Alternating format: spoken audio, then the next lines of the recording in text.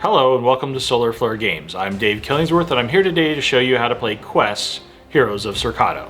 This is a fully cooperative board game for 1 to 6 players where you'll work as a group of adventurers to save the world from the return of the Demon Lord. It's played over 8 adventures, each lasting 90 to 120 minutes, with a demo adventure lasting 30 to 45 minutes. Let's set up the training adventure now. All of the parts we're using today are prototype components for demonstration purposes only. First, we'll set out the game board. You'll see spaces here for the location decks, which are cards you'll encounter during the story. There are 5 locations in Quest, but today we'll be using the training adventure single deck, The Coast. In future games, you'll shuffle each location deck before placing it on its space, but for this training game, the Coast cards are in a specified order, so just set them down here without shuffling them. Next, set each type of potion on its space on the board. We'll talk about what they do in just a few minutes. Set the yellow loot tokens here, the red health cubes here, and the silver armor tokens here. There's only one card for the training adventure treasure, but in later adventures you'll have a deck to shuffle. Place it face down here on the deck space, and now the board is ready. Set the boss card face down next to the board without looking at it, and then place the included d20 nearby, or a d20 of your choice. Next, let's set up our heroes. In future games, all 8 heroes will be available to play, but for the training game, use these 6, placing them face up in a circle in any order, like this. We're using the Barbarian, the Cleric, the Monk, the Mage, the Druid, and the Ranger. It's important to set them up in a circle because which heroes they're next to determines which heroes are used while fighting the monsters.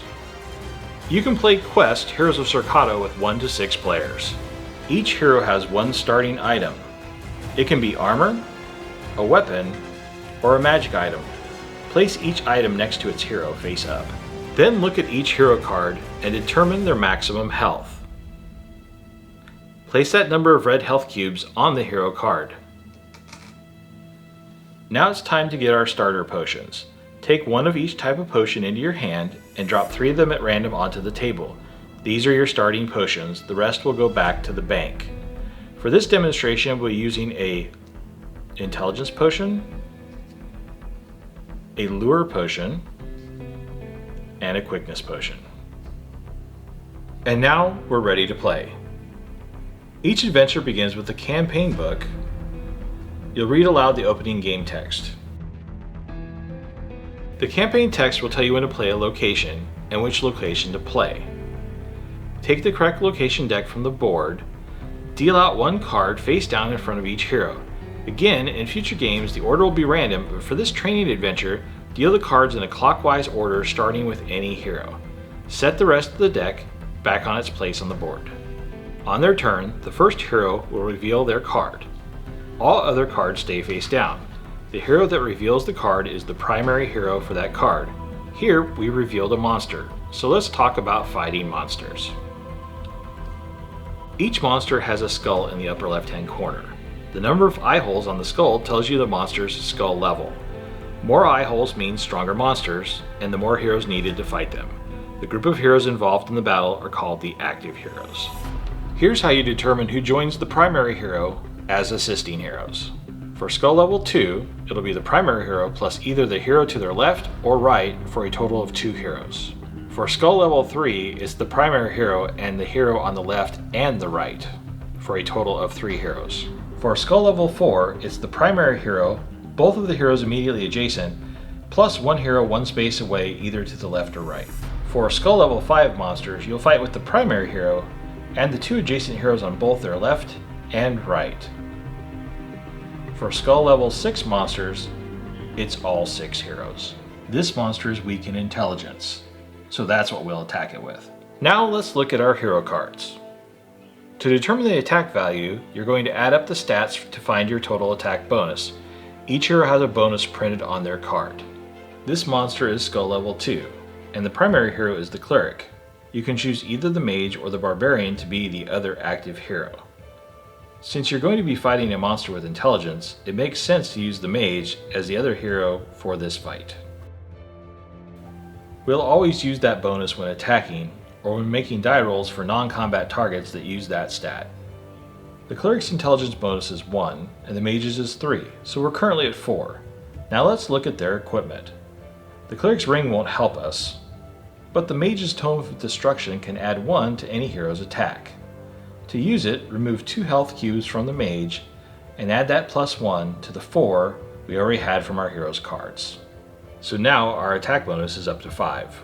Whenever you're going to make a die roll, you can use potions to potentially improve your results.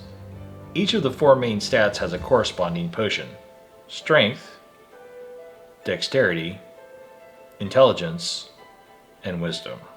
If you want to add to your attack bonus by using one of these potions, you roll the d20 to determine how effective the potion is and compare your results to the table. These potions must be used before the attack roll. Since you have an intelligence potion in the pool and you're fighting this monster with intelligence, now would be a good time to use that potion. This result gives us another bonus of +1 to add to our attack roll. You can use poison potions to add +2 to your attack roll. Quickness potions give you a reroll, so we won't use that yet, and luck potions require a die roll to see the potion's effectiveness. Again, use the table to determine the bonus you'll add to the attack roll, but these can be used to boost any stat, and luck and quickness are the only potions you can use after the attack roll is made. While we're here, just know that these health potions increase one hero's health by 2 cubes, but you can never exceed their maximum health. Lure potions lure a monster to a specific hero, which we'll talk about in a moment. The maximum number of potions a hero can use in a location is 2, and only the primary hero can consume potions. When you use them, set them on the hero card so you don't accidentally use more than 2. When that hero's turn is done, discard them back to the potion bank. Now back to the battle. So you've added up your bonuses from your active heroes, plus the bonuses from equipment and the potions that you chose to use. Your final attack bonus is 6. Now you'll make your attack roll.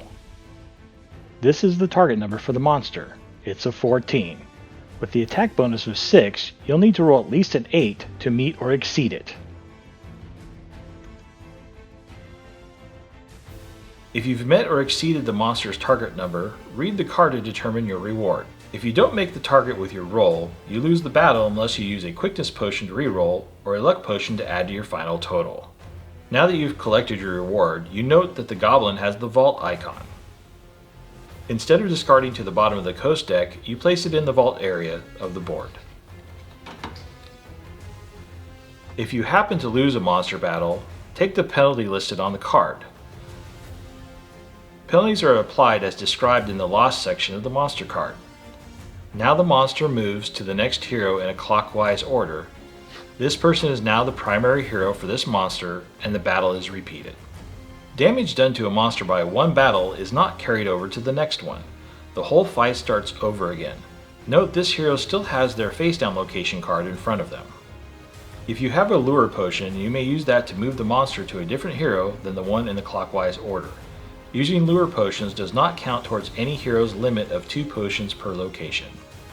The monster might move to any number of heroes before it is defeated, but when the battle is won, discard the monster to the bottom of the deck. Then the next hero will reveal their location card and play will proceed. Remember that in the training adventure you must reveal cards in order, but in later adventures you can choose which hero will reveal the next card. When you lose monster fights, and at other times in the adventures, you'll have to take health penalties. Unless otherwise stated, this health comes from the primary hero. Remove the appropriate number of health cubes. If a hero drops to 0 health, they fall unconscious and cannot participate further until they are healed. If this happens and it prevents you from having enough heroes to meet the required number of heroes for a monster's skull level, you immediately lose the adventure and must reset it and start over. If you have an unconscious hero but manage to complete the location without drawing a monster level that requires their participation, you can still continue. Just skip that unconscious hero's place when choosing active heroes for those fights. This is a trap card. When it's revealed, read the text on the card, then turn to the appropriate entry in the adventure book. Someone other than the primary hero will read the text along with the 3 choices that appear above the line. The primary hero chooses one of the responses. The reader reads the appropriate text. There might be a reward, but there might be a penalty you can avoid with a stat roll. The book will tell you which stat is being tested and what the target number is. You have to meet or exceed the target to avoid the penalty. Add up your personal bonus for that stat just as you would for an attack bonus if you were fighting a monster. You can use stat potions, luck potions, and quickness potions for rerolls if you like, but not poison potions since this is not a monster.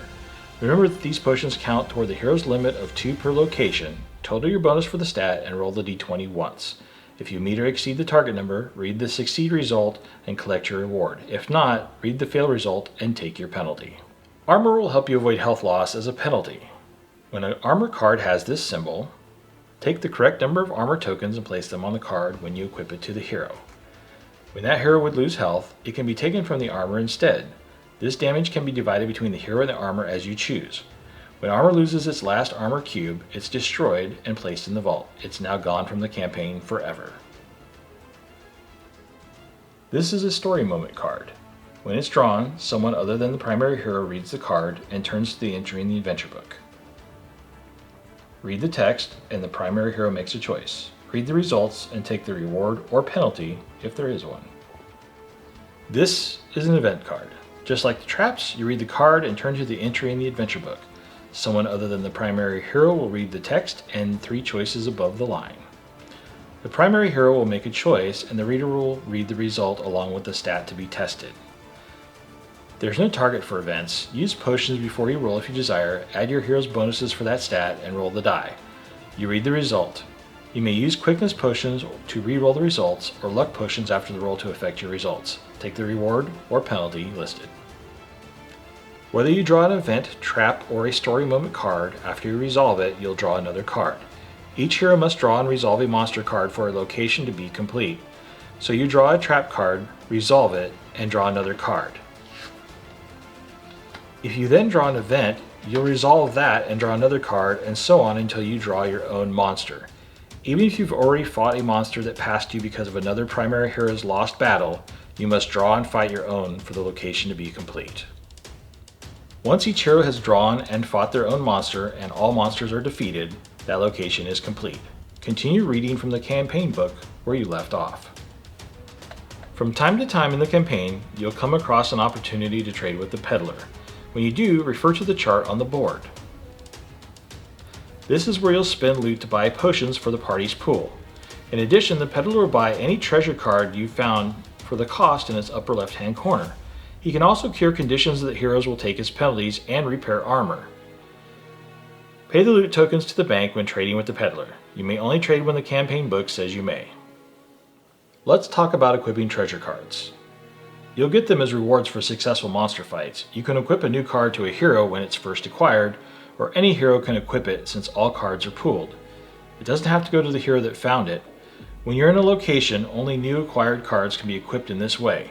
Between locations, you can freely switch out equipment among heroes and the treasure pool, but once there are location cards dealt in front of heroes, only new cards can be equipped.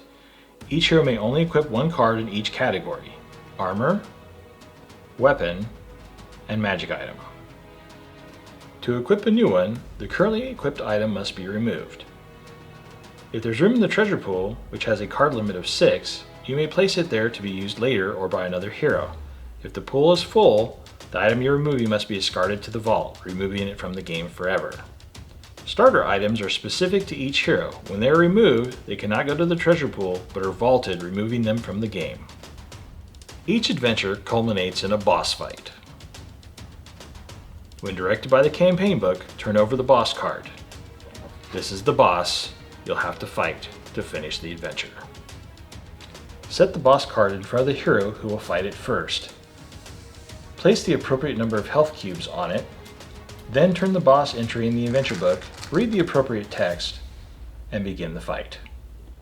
Each boss has 2 stats, mental and physical. Mental refers to intelligence or wisdom, and physical refers to strength or dexterity, but not both. Each hero will have a chance to hit the boss using their choice of stat.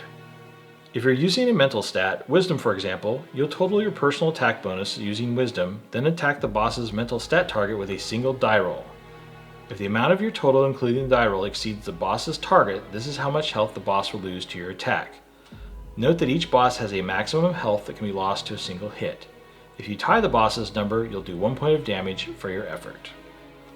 Whether you hit or miss, the boss will now counterattack the hero.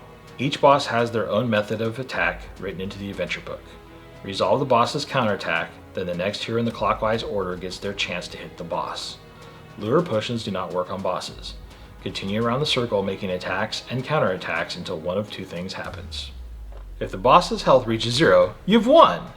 Read the final campaign text for defeating the boss from the campaign book and give each hero one perk token used to upgrade that hero's character. The list of perks you can acquire are found in the adventure book. If any hero falls unconscious, the boss battle and the entire adventure is immediately lost. Read the final campaign text for losing the boss fight from the campaign book. The next time you play, you'll restart the adventure from the beginning. Each one has a unique boss battle, and the entire story lasts 8 adventures, including what we showed you today. And that completes your tutorial. Future adventures introduce side quests and other story elements, as well as using 4 locations per adventure. We hope you've enjoyed this video introduction to Quest Heroes of Sorcado. I'm Dave Killingsworth with Solar Flare Games. Thank you, and happy adventuring.